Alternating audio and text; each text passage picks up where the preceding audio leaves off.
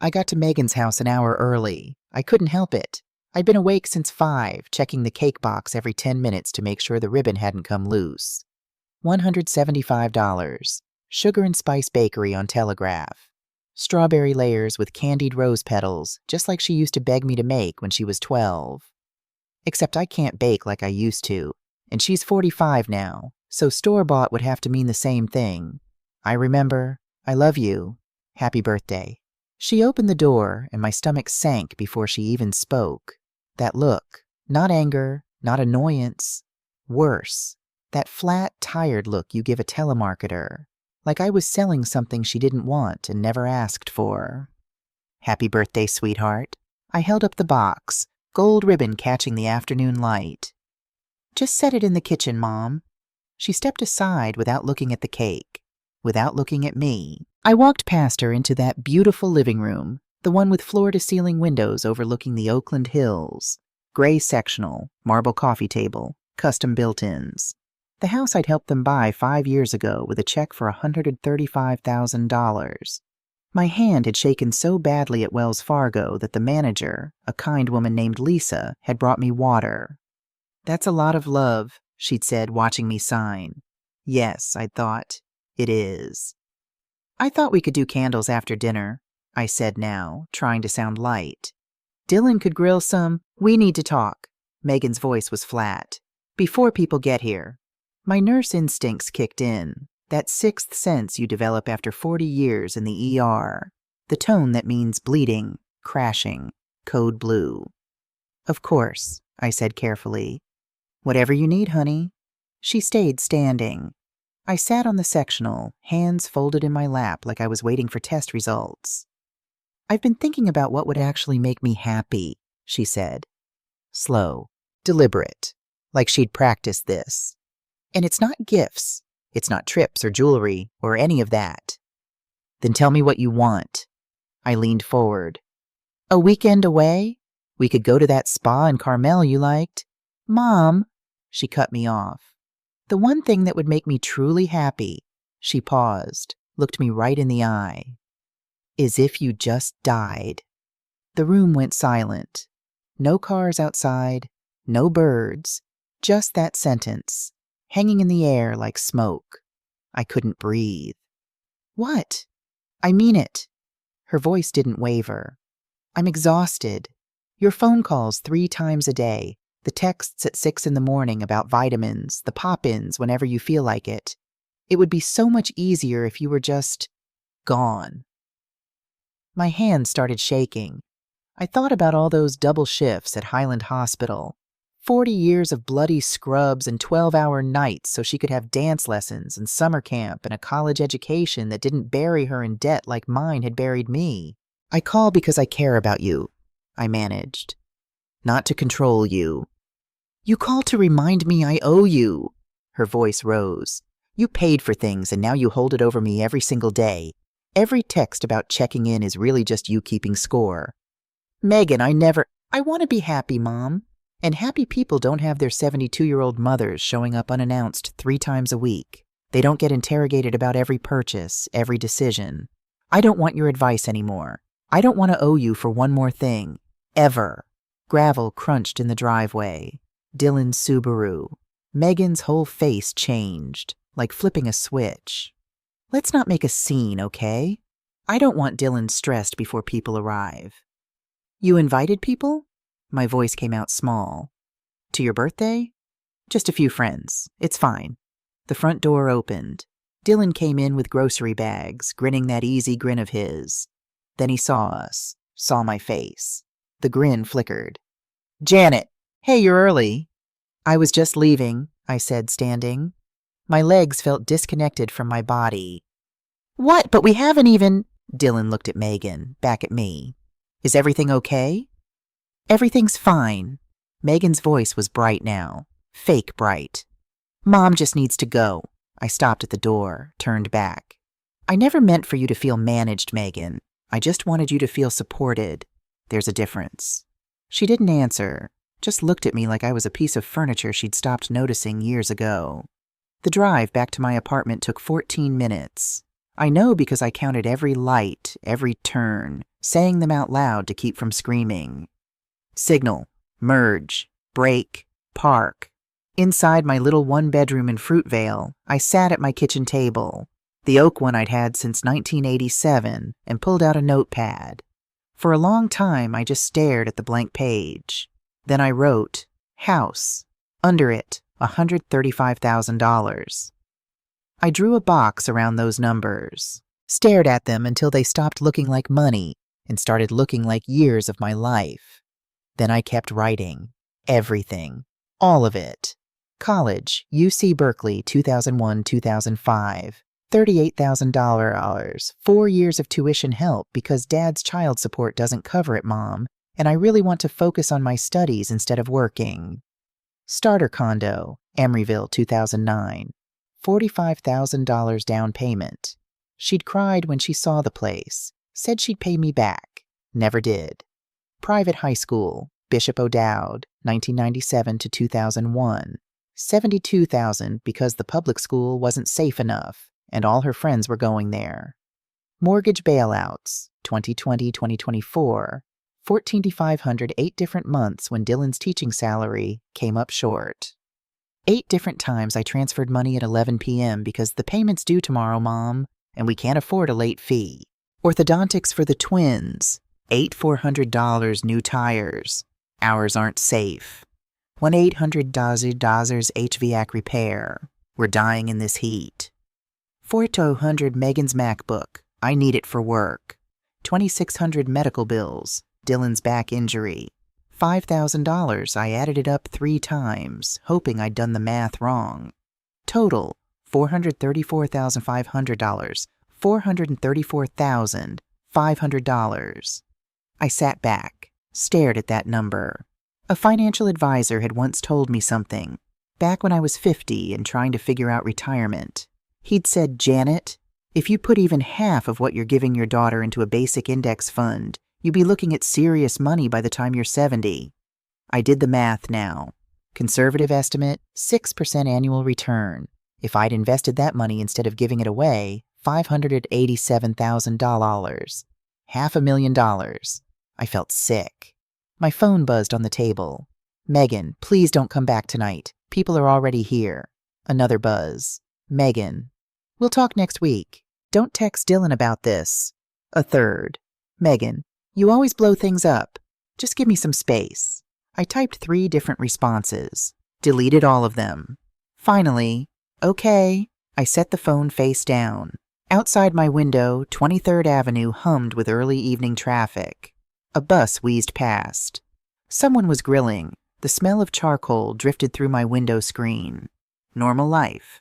Everyone else just living their normal Tuesday. At 9 o'clock, I picked up my pen again. Wrote 4 lines. 1. Call the bank in the morning. 2. Ask about joint accounts. 3. Ask what can be separated. 4. Decide what is mine. I stared at that last line for a long time. Decide what is mine. Then, at the bottom of the page, I wrote one more sentence. Tomorrow, I stop being the emergency fund for someone else's life.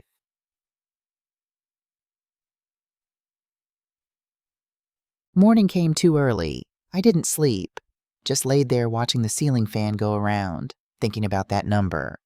$434,500. At 9:15 a.m., I called Wells Fargo. Good morning, this is Marcus. How can I help you? I have a joint savings account with my daughter.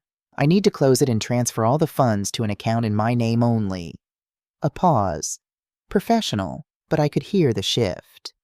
I can help with that, ma'am. Just to confirm, closing a joint account means your co-holder will lose access immediately. Are you sure that's what you want? My hands were shaking. I'm sure. Would you like to do this over the phone, or would you prefer to come into a branch?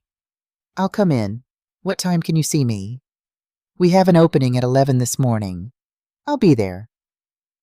10. Robert Kim's office at the MacArthur Boulevard branch smelled like coffee and paper. He was maybe 40. Kind eyes, neat desk with a succulent plant and a photo of 2 kids in soccer uniforms. Mrs. Clark. He pulled up my account. I see you want to close a joint savings account. Current balance is $18,000. Before we go ahead with this, I need to ask, are you aware this might cause some friction with your co-holder? I'm aware. He studied me for a moment, then nodded. All right, let me walk you through the process. Forms, initials, signatures. Each one felt like closing a door. Done, he said finally. Your new account is active. The $18,000 is transferred. You'll have full control, and Ms. Megan Clark will no longer have access. I stood up. My legs felt steadier than they had yesterday. Mrs. Clark? Robert stood too. I say this in situations like these. If you're setting a boundary, it helps to communicate it clearly, preferably in writing, not in anger. Just advice from someone who sees these things. Thank you, I said. I will. In the parking lot, I sat in my car for a full minute before turning on my phone. It exploded. Megan, did you just empty our account? Megan, the mortgage is scheduled to autopay tomorrow. What are you doing? Megan, Mom, answer me. I typed slowly, carefully. I moved the emergency fund back to my name. That account was for emergencies, not regular bills. If you need help with a payment, we can discuss terms and put them in writing. Send. 10 seconds later, my phone rang. Dylan. Janet, hey, listen. The house payment is scheduled for tomorrow morning and the account's showing 0. This is a serious problem. Can you please just transfer the money back? We'll figure this out later, but right now... Dylan. I kept my voice calm. Nurse calm. That emergency money was always mine. I've closed the account. If your mortgage depends on it, you'll need to find another source. This is a really bad time to pull something like this. His voice went tight. The auto pay is going to bounce, and Megan's already freaking out, and it's not pulling something, it's a boundary. You're on the mortgage too. If this payment fails, it hurts your credit just as much as ours. I co-signed that loan, Dylan. I didn't sign up to be your backup plan every month. If you need my help with a payment, we can draft an agreement and both sign it. But I'm done just transferring money whenever you ask.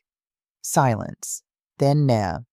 Can you cover this 1 month, please? Then we'll talk about AI, whatever you want to talk about. No. Jesus Christ, Janet. Starting today, money is money, not a given, not air. I hung up. Megan called immediately. I let it go to voicemail. Listened to it in the parking lot, hands gripping the steering wheel. You are cruel. You know that? You love your spreadsheets and your ledgers more than you love me. If we lose this house because of you, I hope you're happy. This is on you, Mom. This is all on you. I deleted it. Drove home, made tea, sat at my table and called Reverend Patricia Hayes, the woman who'd married me and Robert 38 years ago, who'd buried him 8 years back, who'd been my friend through all of it. Janet, I was just thinking about you. How are you, honey? Patricia, I need a lawyer. Family law. A long pause. What happened? I told her enough. Not everything, just enough. When I finished, she was quiet for a moment.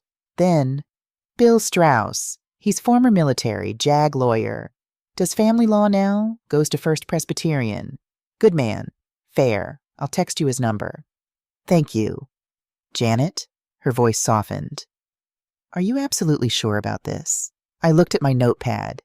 The numbers in their boxes, the receipts I'd pulled from my files, now spread across the table like evidence. Patricia, I've never been more sure of anything in my life. Monday morning, 10 a.m., Bill Strauss's office. The man who stood to shake my hand was about 60, gray suit, calm gray eyes. Former military, Patricia had said. You could tell, the way he stood, the way he listened. Mrs. Clark, have a seat. Tell me what brings you in. I slid the title deed across his desk. I'm a co-owner on my daughter's house. She told me last week that her birthday wish was for me to die. I closed our joint account. Their mortgage just failed. I need to know what my legal rights are. He picked up the deed, studied it. You're not just a co-signer on the mortgage. You're listed as a co-owner on the title. That's significant. What does that mean? It means you have leverage. He pulled out a legal pad. How much did you put into this property? $135,000 for the down payment. Another $14,500 covering mortgage payments when they came up short. He wrote quickly. Here's what I recommend. We send them a letter, professional, unemotional, with 2 clear options. Option 1, they buy you out for the amount you've invested, plus reasonable interest within 60 days. Option 2, they agree to list the house for sale within 45 days, and proceeds get divided based on documented contributions. And if they refuse both, we file for partition. That's a legal action that forces the sale of jointly owned property. It takes longer, but given your documented investment, you'd have a strong case. What happens if they just don't pay next month's mortgage? They'll receive a notice of default, 30-day cure period. If they don't cure it, foreclosure proceedings begin. Now, you could cure the default yourself to protect your credit, then demand reimbursement with a written agreement. But honestly, I'd wait. Let them feel the weight of their choices. I sat with that for a moment. How fast can you draft the letter?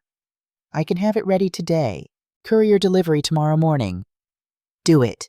Wednesday afternoon. My phone rang. Dylan. Janet, we got your lawyer's letter. Come on, this is extreme. We're family. We don't need lawyers for this.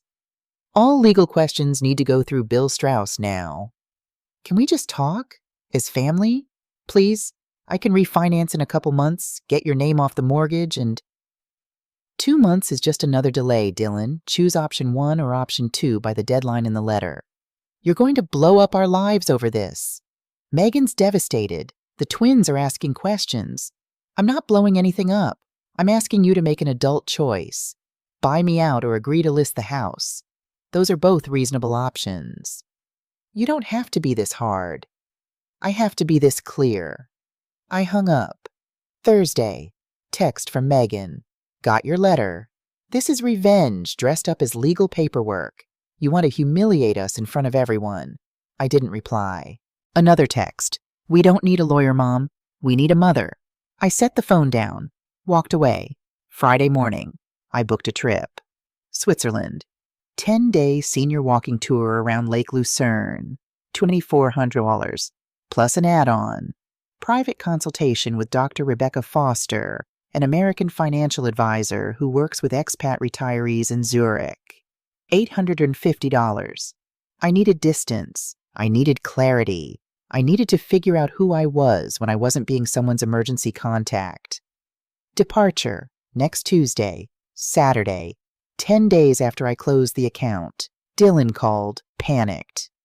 The bank sent a notice of default. 30 days to cure or they start foreclosure proceedings. Janet, please. Then cure it. With what money? You took our emergency fund. That was my emergency fund, Dylan, and you need to figure this out. You're really going to let us lose this house? I'm going to let you make adult decisions. You have options. Use them. Sunday. Reverend Patricia called. Megan came to church this morning. She was crying in the parking lot. Says you've declared war on her. I sent her clear options, Patricia. That's not war. That's boundaries. She's struggling. So am I. For 45 years, I've put my oxygen mask on her first. I'm suffocating. A long pause, then quietly. I'm proud of you, Janet. That made me cry. Monday morning, I was packing for Switzerland when my phone rang. Unknown number. Mrs. Clark, this is Robert Lang from the Mortgage Servicers Legal Department. We've noted some changes in payment patterns on the property at 4782 Piedmont Avenue. We need to speak with you about. Direct all questions to my attorney, William Strauss. I gave his number. Hung up. My hands didn't shake. That night I wrote in a small notebook I'd bought for the trip. Rules for the rest of my life. 1. Do not give money under pressure. 2. Do not fix problems I didn't create. 3. Do not lend without written terms. 4. Do not apologize for protecting myself. I taped it inside the front cover. Tuesday morning, 6 a.m. SFO Airport. My phone showed 47 missed calls. I turned it to airplane mode. Watched Oakland disappear beneath the clouds. Somewhere down there, Megan was panicking. Dylan was scrambling, and for the first time in 45 years, it wasn't my emergency to fix. I leaned back in my seat, exhaled. Lucerne, Switzerland. Day 1. The air hit me first, clean and cold, smelling like water and old stone. Our group of 8 gathered in the hotel lobby. Senior walkers, all over 65. I was the second oldest. Klaus, our guide, was compact and precise, very Swiss. He counted heads twice before speaking. Welcome, I'm Klaus. Tomorrow we walk the lake path. Gentle pace. Coffee stop at the halfway point. Tonight, rest. Adjust to the time change. A woman next to me smiled. Short silver hair, bright blue eyes, expensive walking shoes. First time in Switzerland? She asked. First time doing anything just for myself in about 45 years, I said. And she laughed. A real laugh, not polite. Good reason to start. I'm Ruth Sanderson, retired English teacher from Boulder, Colorado. Janet Clark, retired ER nurse from Oakland. What are you running from, Janet? The question was so direct it took me back. I'm not running. Everyone on these trips is either running from something or toward something. Sometimes both. She tilted her head. Which one are you? I thought about Megan's face when she said it. I wish you were dead. I thought about that number, $434,500. About the mortgage notice, Dylan's voice when he'd called it a stunt. Both, I admitted. Ruth's smile widened. Honest, I like that. Want to walk together tomorrow? I'd like that. Day 2, lake path. We fell into an easy rhythm. Ruth walked like someone who'd spent her life in mountains. Steady, no wasted motion. The lake stretched beside us, green as bottle glass. Mountains rose on all sides, their peaks still white with snow in June.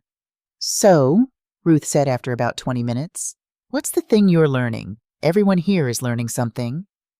To stop funding emergencies I didn't create. She stopped walking, turned to look at me. Say that again. I've spent 45 years bailing out my daughter. Last week she told me her birthday wish was for me to die. So I closed our joint account. Their mortgage failed. I hired a lawyer. Ruth grabbed my arm, not hard but firm. Write that down, right now. Stop funding emergencies I didn't create. You're going to need those exact words when the guilt starts calling. I pulled out the small notebook I'd brought. Wrote it on the first page in blue ink. What about you? I asked. What are you learning? That I can't rescue everyone. She started walking again. I spent 30 years teaching high school English, another 10 years trying to save my son from his own bad decisions. Bail money, rehab money, rent money, finally realized he doesn't want saving. He wants enabling. The word hit like a slap. Enabling. How many times have you bailed her out? Ruth asked.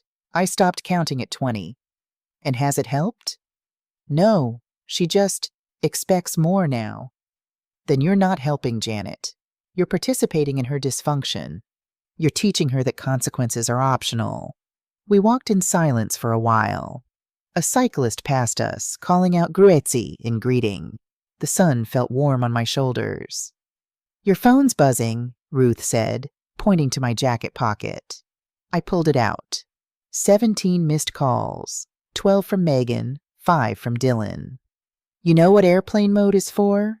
Ruth said. This exact situation. I turned the phone completely off. Better, Ruth said. Now you can actually be here. Day 4, hotel lounge, 4 p.m. Dr. Rebecca Foster was American, mid-50s, sharp dark eyes, handshake firmer than most men's. She ordered tea for both of us before sitting down. Janet, tell me where you are financially. No shame, no judgment, just facts. I handed her the notes I'd prepared. Current assets. Savings, $105,000. 401k IRA, $195,000. Apartment, paid off, $280,000. Total $580,000 monthly income. Or a pension, $2,800. Social Security, $1,950. Total $4,750 monthly expenses, $2,800. She studied the numbers for a long time, then looked up. You're not poor, Janet, but you've been acting like someone with unlimited resources to rescue other people. I wanted to help my daughter. How much have you given her? Total.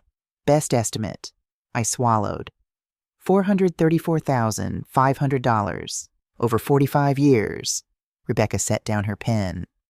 Say that number again, please. $434,500.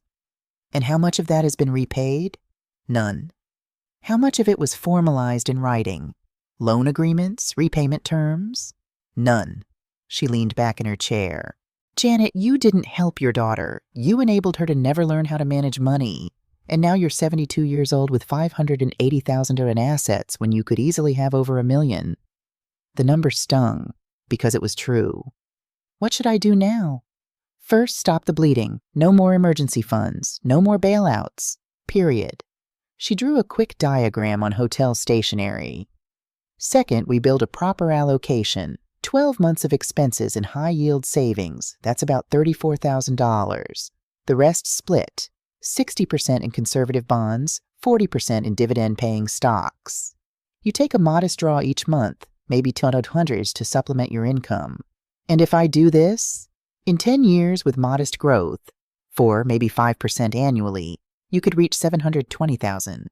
Maybe more if you stay disciplined. My throat tightened. What if my daughter never speaks to me again? Rebecca's eyes softened. It was the first time she'd looked anything other than professional. Then you'll have $720,000 to live on, and you won't spend your final years worrying about money. But Janet? She leaned forward. She will speak to you. People respect boundaries far more than they respect doormats. It might take time, but she'll come around. And when she does, your relationship will be healthier than it's ever been. I've been a doormat. You've been a mother who loved without limits. That's beautiful. But at 72, you need to love yourself enough to say no. I cried then. Not sad tears, relief tears. Like finally setting down something heavy I'd been carrying for decades. Rebecca handed me a tissue. You're going to be fine, Janet. Better than fine. Day 5, evening.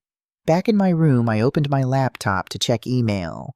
One from Wells Fargo. Statement available. Joint emergency account. Closed. I clicked it, scrolled through the last 6 months of transactions before I'd closed it. My blood went cold. April 12, 2400. Memo, Harley-Davidson payment, May 8th, 1-800. Memo, Serenity Med Spa, June 15, $3,200. Memo, Napa Valley Weekend, July 3rd, $2,100.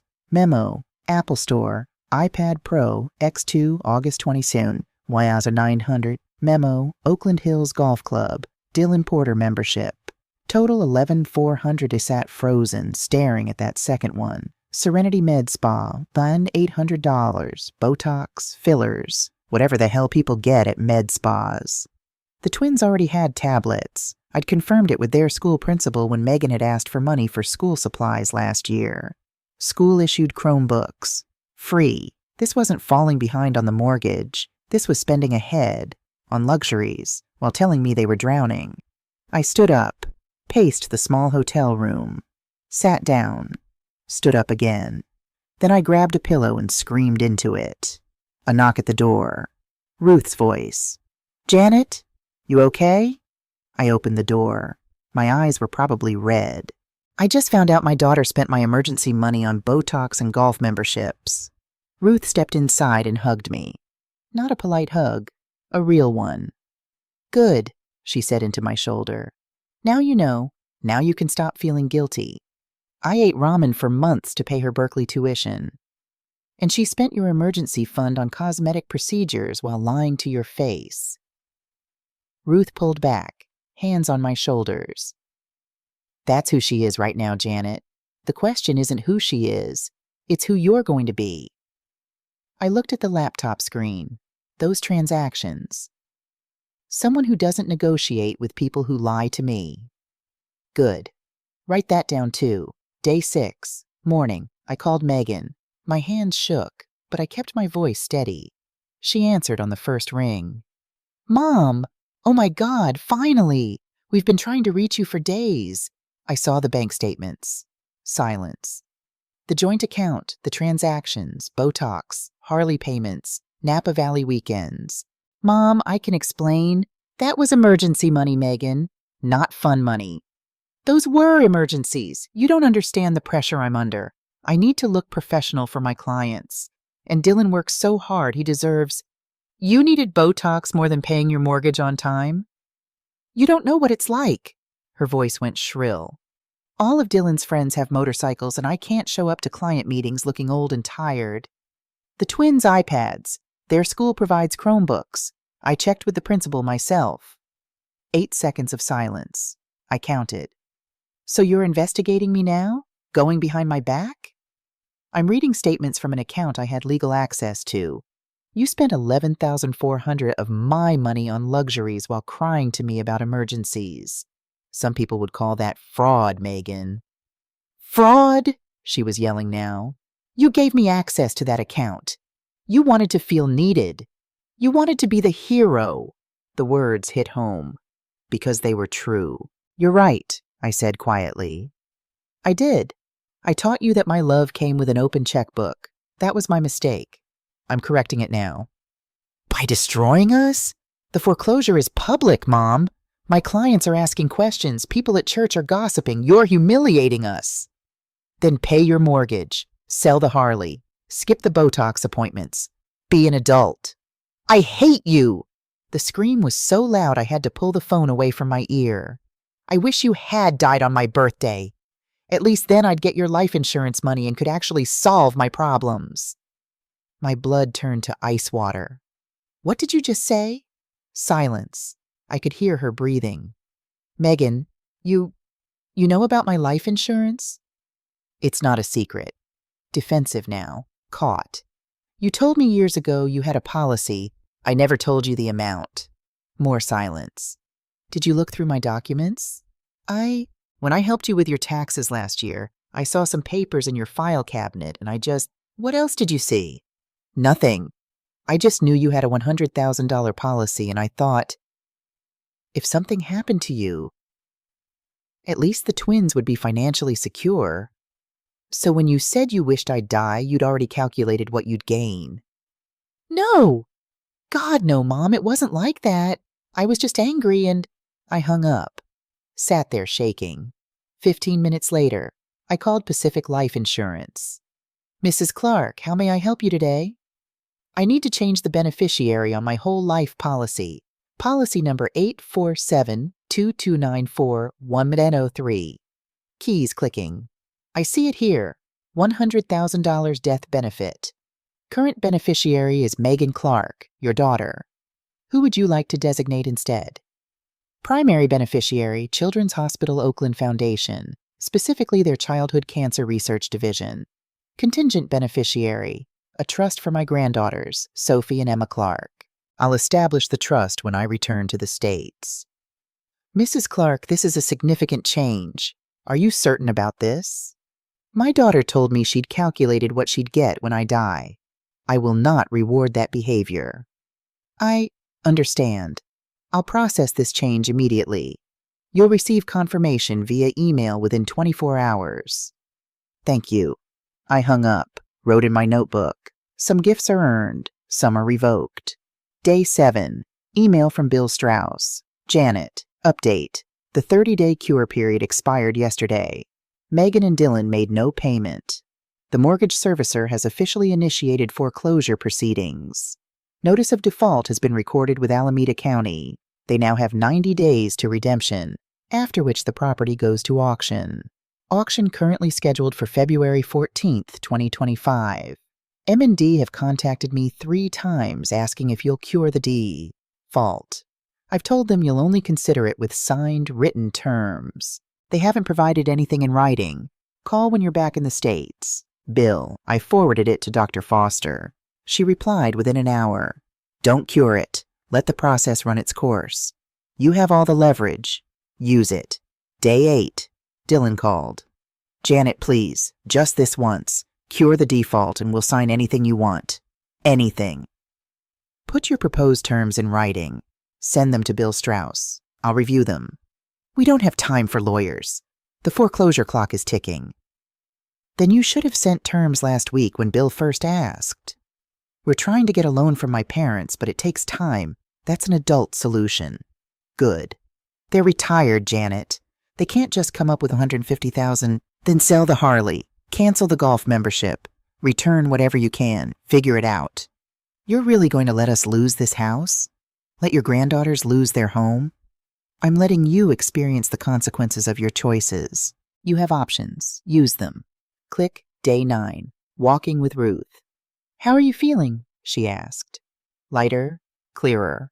I paused. Guilty. The guilt means you're changing a pattern. That's normal. What if I'm being cruel? Ruth stopped walking, turned to face me. Cruelty is punishing someone for sport. Boundaries are protecting yourself from harm. Which one is this? I thought about it. Really thought. Boundaries. Then the guilt is just old programming. Ignore it. We walked past a small cafe where an elderly couple shared one dessert with 2 forks. They were laughing about something. I want that someday, I said. You can have it, but first you have to stop setting yourself on fire to keep other people warm.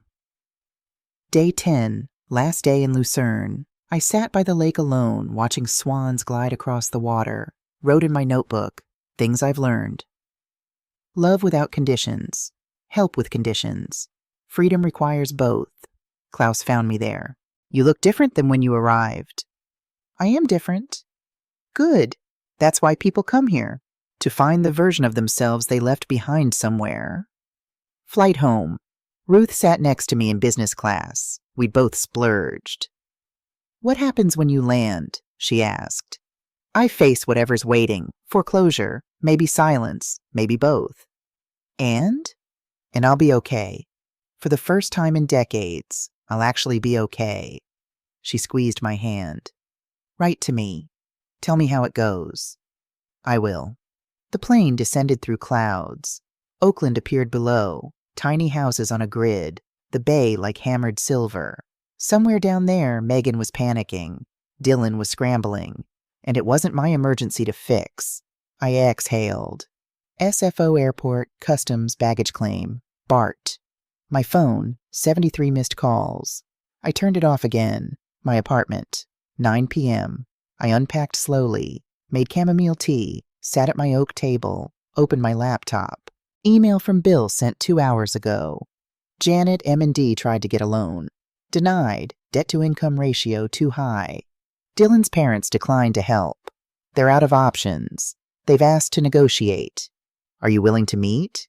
I'd be present, of course. Auction is 67 days away. Let me know. Bill. I looked at my Switzerland notebook. At the rules I'd written. Typed back. I'll meet them. 1 hour maximum. You present. Public location. Reverend Patricia as witness. No yelling. If money gets discussed outside of the 2 options in your letter, I leave immediately. Set it up. Janet sent. Close the laptop. Tomorrow would bring whatever it brought. Tonight, I was just a 72-year-old woman who'd finally learned that no was a complete sentence. And for the first time in 45 years, that felt like enough. But tomorrow, I'd have to face Oakland again. Face Megan. Face whatever came next. I wasn't scared anymore. I was ready. The BART ride from SFO to Fruitvale felt longer than the flight from Zurich. Oakland looked the same. Same streets, same faces, but I was different. Bill had already set up the meeting by the time I unpacked. 3 days after I got back. Wednesday, 2 p.m. The cafe was deliberately public. Awaken Coffee on Telegraph Avenue, all windows and bright light. Reverend Patricia sat at a corner table, hands folded like she was about to lead prayer. Bill Strauss beside her, leather portfolio closed. I arrived first. Ordered water, no ice. Sat with my back to the wall. An old ER habit. Always see the exits. Megan and Dylan came in exactly at 2. She looked thinner. Dark shadows under her eyes that no amount of Botox could fix. Dylan's shirt was wrinkled, his usual easy smile nowhere to be found. They sat across from me. Neither could hold my gaze. Patricia spoke first, her pastor voice. We're here to listen. All of us. No yelling, no accusations. Just honest conversation about a path forward. Bill opened his portfolio. All business. I've outlined 2 options in my letter. Option 1, you buy Janet out for $165,000 within 60 days. Option 2, you agree to list the house within 45 days, with proceeds divided based on documented contributions. I need to know, is either option feasible? Dylan cleared his throat. We tried to get a loan. 3 banks. All denied. Our debt-to-income ratio is too high. My parents said no. They're retired, living on a fixed income. We don't have $165,000. Then we discuss listing, Bill Sept said. Megan's voice cracked. If we list, where do we go? Rentals in decent school districts are $3,000 a month minimum. We can barely scrape together $2,400. That's not my problem to solve anymore, I said quietly. Her head snapped up. You really don't care if Sophie and Emma end up in some sketchy neighborhood? I care deeply, which is exactly why I'm teaching them that actions have consequences, that adults pay their bills before they buy motorcycles and Botox. Dylan flinched like I'd slapped him. You saw the statements, he said. Not a question. Every transaction. $11,400 in luxuries while you cried poverty to me. We didn't lie, Megan started. You told me you were drowning. You were spending ahead. I kept my voice level. There's a word for that, Megan. It's called fraud. Silence. The espresso machine hissed behind the counter. Patricia leaned forward. What would a path forward look like? For everyone? I looked at Bill. He slid a single sheet of paper across the table. Janet has agreed to one modification, Bill said.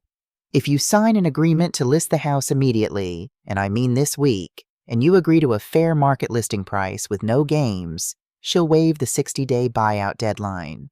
You can stay in the house until it closes, but you sign today, right now. Megan picked up the paper. Read it. Her hand shook slightly. We get to stay? Until it sells? Until closing day, Bill said. But you agree to the listing price I recommend. You agree to keep the house clean for showings. And you agree that Janet's share of proceeds, based on her documented $149,500 in contributions, which includes down payment and mortgage bailouts, comes off the top before anything else. Dylan looked at Megan. She looked at me. What are you going to do with your share? Megan asked, something in her voice, not quite accusation, but close. Not your concern. It is if you're just going to throw it away on... Megan! Patricia's voice cut like a knife. Stop talking. Right now. Megan's jaw tightened. She looked at the paper again. At Dylan. Back at the paper. Fine. Where do we sign? Bill produced 2 copies. They signed. I signed. Patricia witnessed all 3 copies. Real estate agent will contact you tomorrow morning, Bill said. Listing goes live by Monday. Do you understand the terms? We understand, Dylan said quietly. He stood. Megan stood. They left without looking back. Patricia touched my hand. You okay, honey? I will be. 2 weeks later. The house listed. $485,000. Good neighborhood. Good bones. Updated kitchen. Multiple offers came in within 3 days. Sold for asking price. All cash buyer. Closed in 28 days. Closing statement. March 15th. I read it 3 times to make sure I understood. Sale price, $485,000. Remaining mortgage, $298,000. Closing costs / fees, $19,000. Net equity, $168,000. Distribution, Janet Clark, $142,000. Down payment, plus documented mortgage contributions. Megan and Dylan Porter, $26,000. Bill called that afternoon. Wire transfers tomorrow morning. Congratulations, Janet. I sat at my kitchen table, staring at that number. $142,000. Not everything I'd put in, but enough. More than enough. Next morning, video call with Dr. Rebecca Foster. Janet, you look different. Good different. The house sold. I recovered $142,000. She smiled, a real smile, not a professional one. Let's add that to your current position. I pulled up my spreadsheet, hands only shaking a little. Current assets. Previous savings, $105,000. House sale recovery, $142,000. 401k IRA, $195,000. My apartment, paid off, $280,000. Total, $722,000, Rebecca nodded slowly. You're now in the top 30% of American women your age for net worth. How does that feel? Surreal. It's real, Janet. And if you stay disciplined, no more bailouts, no more emergencies, you could hit $1 million in 10 years. She paused. What about that studio apartment you mentioned? The rental property. It's small, needs work. Maybe worth $95,000? Sell it. Idle assets don't serve you. Convert it to working capital. 2 weeks later, studio listed and sold. Clean transaction. Cash buyer, no inspections. Closed in 21 days. Net proceeds, $95,000. I updated my spreadsheet with shaking hands. Total net worth, $817,000. I said it out loud to make it real. $817,000. At 72 years old, I was financially secure for the first time in my entire life. April and May, silence. No calls, no texts, nothing. But Reverend Patricia visited every Wednesday for tea. She asks about you, Patricia said one afternoon, at church. She won't text you first, but she asks how you're doing. How is she? Working. Full-time receptionist at a dental office in Hayward. Dylan took a second job coaching youth soccer on weekends. They're in a 2-bedroom rental. It's tight, but Patricia stirred her tea. They're managing. Good. Do you miss her? Every single day. But I don't miss the panic. The 2 a.m. calls. The guilt. Patricia nodded. That's growth, honey. Real growth. Mother's Day, May 11th. I found an envelope under my apartment door. No return address. Handwritten, not printed. 3 pages. I recognized Megan's handwriting. The same looping cursive she'd used since high school. Dear Mom, I won't insult you by saying I didn't mean what I said on my birthday. I did mean it. In that moment, I wanted you gone because seeing you reminded me that I was failing at being an adult. Every phone call, every text, every visit. I felt like a child being checked on, being graded, and I hated it. But instead of telling you that like a grown woman, I took your money and resented you for giving it. Dylan and I both work 2 jobs now. The twins share a bedroom for the first time in their lives. We eat a lot of pasta and rice, shop at grocery outlet. And you know what? We're okay. We're actually talking about money instead of just panicking and calling you to fix it. I don't know if you'll ever forgive me.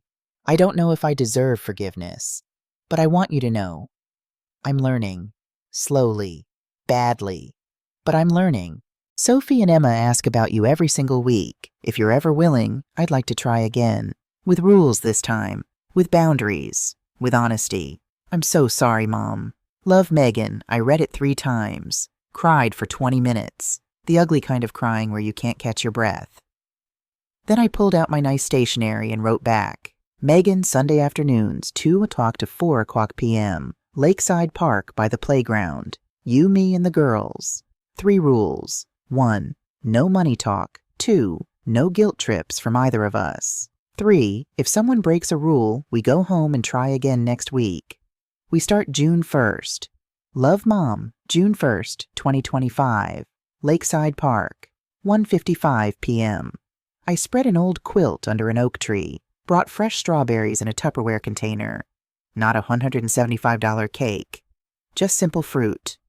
Sophie and Emma saw me first. They came running across the grass, pigtails flying, shoelaces untied. Nana! They crashed into me with real hugs. No hesitation. No coaching from their mother. Megan hung back by the parking lot, watching. Nervous. I waved. She walked over slowly. Hi, Mom. Hi, sweetheart. We sat on opposite corners of the blanket at first. The twins filled the space between us with chatter about their new school, their shared bedroom. Emma takes up the whole bed. Their mom's job. She has to be nice even when people are mean. After 30 minutes, they ran off to the playground. Megan and I sat in silence, watching them swing. "They made you something," she said quietly, handing me a folded paper. Crayon drawing. 2 stick figures holding hands. Hearts everywhere. "We love you, Nana." My throat closed up. "It's perfect." More silence. Not uncomfortable, just careful. "I saw the insurance change," Megan said. "Pacific Life sent a letter before we moved, to the old address. I was going to tell you." "No, you weren't." She looked at me. "And you shouldn't have to. It's your policy, Mom. I deserved it." What I said about calculating. She stopped, started again. "God, I became a monster." "You became someone who learned that money was how I showed love. I taught you that. I taught you wrong. You taught me that love was infinite. I'm the one who abused it. I let that sit between us." "Can I ask you something?" I said as I said. "Anything. Are you happier now? With less money?" She watched Sophie push Emma on the swing. Thought for a long moment. "I'm clearer. I know exactly what we can afford and what we can't. I'm not lying awake at 3 a.m. anymore, wondering how to juggle everything. Dylan and I actually talk now. We have a budget we look at together every Sunday night." She laughed. Bitter, but real. "I'm not happy about losing the house, but I'm not drowning anymore either." "That's real growth, Megan." "It's humiliating. It's adult." She turned to face me fully. "Can I ask you something?" "Yes. Do you still love me?" I didn't hesitate, not even for a second. "Always. Every day. Forever. But I will never fund you unconditionally again. Love and money are separate now. They have to be." Her eyes filled with tears. "Thank you. I needed to hear both parts. Same time next week? I'll be here." 6 months later, December 24th, 2025, Christmas Eve, small gathering at my apartment. Just us. Megan brought homemade cookies, not fancy bakery ones. Slightly burnt on the bottom, but made with her own hands. Dylan brought a small, succulent plant. "For your windowsill. Patricia said you like plants." Sophie and Emma brought more crayon cards, more hearts. We exchanged gifts by the little tree I'd put up. Me to the twins. Books. $40 total from a used bookstore. Me to Megan and Dylan. Nothing. Megan to me. A framed photo collage. 6 photos from 6 Sunday park visits. All of us smiling. Real smiles. Dylan started to say something. "We wanted to get you more, but our budget—" "This is perfect," I said, cutting him off gently. "This is presents." "Not presents." Later, as they were leaving, Megan paused at the door, the twins already heading down the stairs. "Mom?" "Yes, honey?" "I'm proud of you. For what you did. It saved me." My chest felt full, like it might crack open. "I'm proud of you. For doing the work." We hugged. A real hug. The first real one in 18 months. When they left, I stood at my window and watched them get into their used Honda Civic. Watched Dylan buckle the twins into their car seats. Watched Megan look up at my window and wave. I waved back. After they left, I sat at my oak table, the one I'd had since 1987, opened my Switzerland notebook, the one with Ruth's advice and Dr. Foster's numbers and all my rules. Added one final entry: love without conditions, help with conditions, freedom with both. I looked at my phone, do not disturb mode, a boundary I kept now. Looked at the framed photo collage on my wall. 6 Sundays, 6 visits, real connection.